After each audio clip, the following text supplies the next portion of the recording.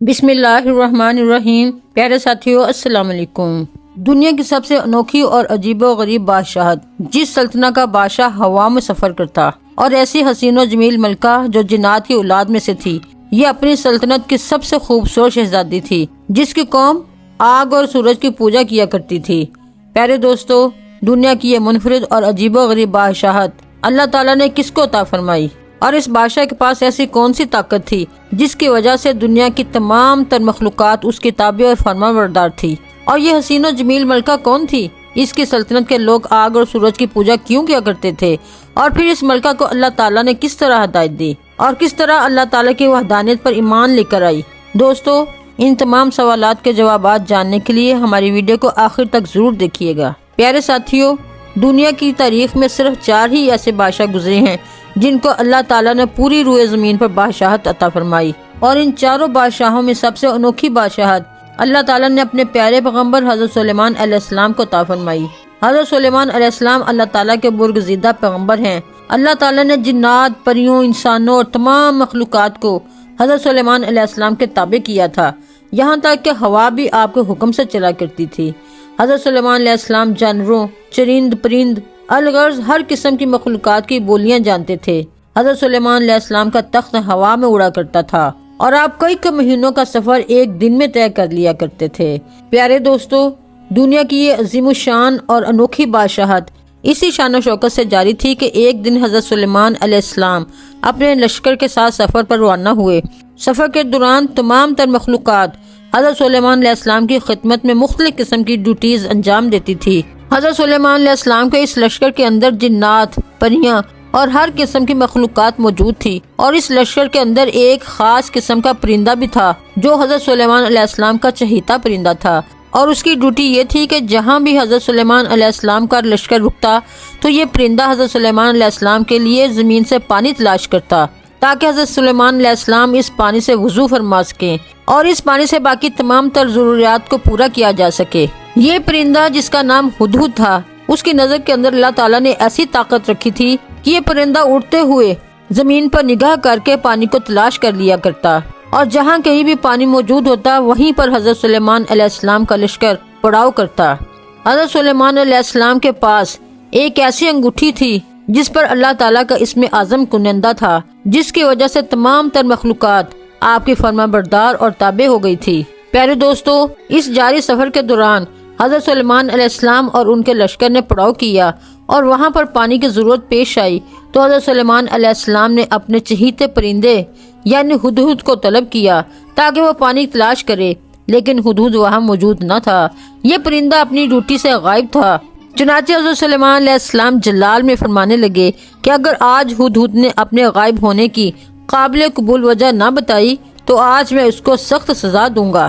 کہ اسی دوران ہدہد حضرت سلیمان علیہ السلام کی بارگاہ میں حاضر ہوا، اور حضرت سلیمان علیہ السلام کے جلال کو دیکھ کر ان سے معذرت کرنے لگا۔ حضرت سلیمان علیہ السلام نے ہدہد سے پوچھا کہ تم کہاں غائب تھے؟ تو ہدہد نے حضرت سلیمان علیہ السلام کی بارگاہ میں عرض کی، یا نبی اللہ، آج میں آپ کے لیے ایک عجیب و غریب خبر لایا ہوں۔ حضرت سلیمان علیہ السلام کا دریافت کرنے پر ہدہد نے بتایا کہ میں آج ایک عجیب و غریب ملک میں گیا جہاں ایک حسین و جمیل ملکہ حکومت کرتی ہے جس کا نام بلقیس ہے۔ اس سلطنت کو اللہ تعالیٰ نے بہت سی نعمتوں سے نوازا ہے، لیکن اللہ تعالیٰ کی بے شمار نعمتوں کے باوجود وہ لوگ آگ اور سورج کی پوجا کرتے ہیں، اور اس خوبصورت اور حسین و جمیل ملکہ کا ایک عالیشان تخت بھی ہے جو 30 گز لمبا اور چوڑا ہے، جس پر خوبصورت ہیرے، موتی اور جواہرات جڑے ہوئے ہیں۔ ہدہد نے حضرت سلیمان علیہ السلام کی بارگاہ میں عرض کی، اے اللہ کے پیارے نبی، ان تمام تر نعمتوں کے باوجود شیطان نے ان لوگوں کو برے اعمال کے اندر مبتلا کیا ہوا ہے، اور وہ لوگ اللہ تعالیٰ کی وحدانیت کو چھوڑ کر شرک کے اندر مبتلا ہیں، اور پوری قوم گمراہی کے اندھیرے میں ڈوبی ہوئی ہے۔ کیونکہ حضرت سلیمان علیہ السلام اللہ تعالیٰ کے برگزیدہ پیغمبر تھے، جب انہوں نے یہ بات سنی کہ یہ قوم اللہ کے سوا کسی اور کی پوجا کرتی ہے تو حضرت سلیمان علیہ السلام نے ان کو دعوت حق دینے کا فیصلہ کیا، اور اس ملک کی ملکہ کے نام ایک خط لکھا۔ اس خط میں حضرت سلیمان علیہ السلام نے تحریر فرمایا کہ حضرت سلیمان علیہ السلام کی طرف سے یہ عزت والا خط ملکہ بلقیس کے نام۔ انسان کو اپنی طاقت اور قوت پر ہرگز ناز نہیں کرنا چاہیے، بلکہ اللہ تعالیٰ کی وحدانیت کے حضور جھک جانا چاہیے۔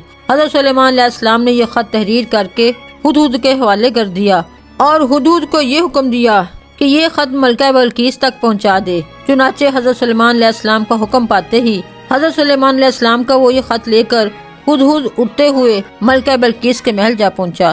ملکہ بلقیس اس وقت اپنے عالی شان محل کے اندر آرام فرما رہی تھی۔ ہدہد روشن دان کے راستے سے ملکہ بلقیس کے محل میں داخل ہوا اور حضرت سلیمان علیہ السلام کا وہ خط ملکہ بلقیس کے سینے پر رکھ کر واپس نکل آیا۔ چنانچہ ملکہ بلقیس کی جب آنکھ کھلی تو یہ خط دیکھ کر پریشان ہو گئی۔ جب انہوں نے خط پڑھا تو اپنے حواریوں سے حضرت سلیمان علیہ السلام کے بارے میں دریافت کرنے لگی کہ یہ کون سا بادشاہ ہے اور کہاں کا رہنے والا ہے۔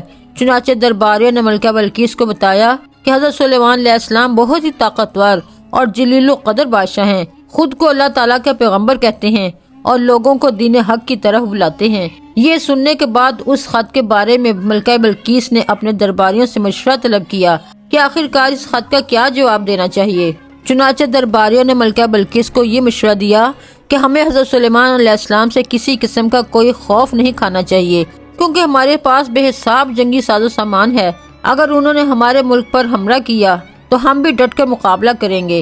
اس کے باوجود جو آپ مناسب سمجھیں وہ فیصلہ آپ خود کر لیں۔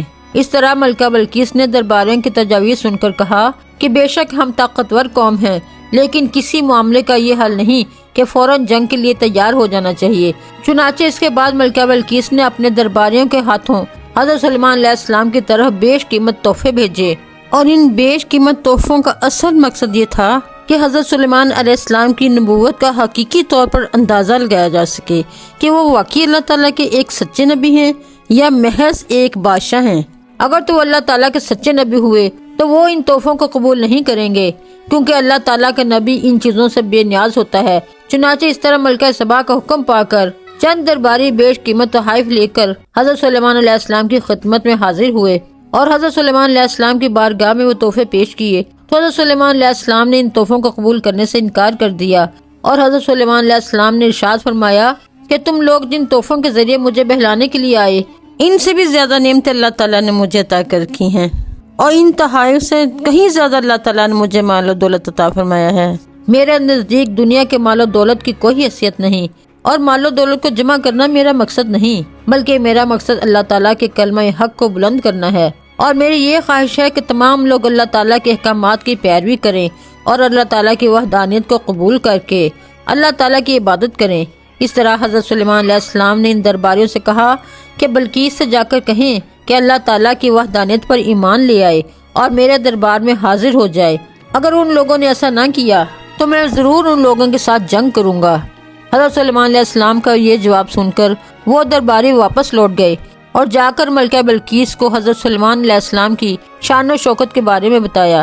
ان درباریوں کی بات سن کر ملکہ بلقیس بہت ہی زیادہ فکر مند ہوئی اور ایک بہت بڑے لشکر کو لے کر حضرت سلیمان علیہ السلام کی طرف روانہ ہو گئیں۔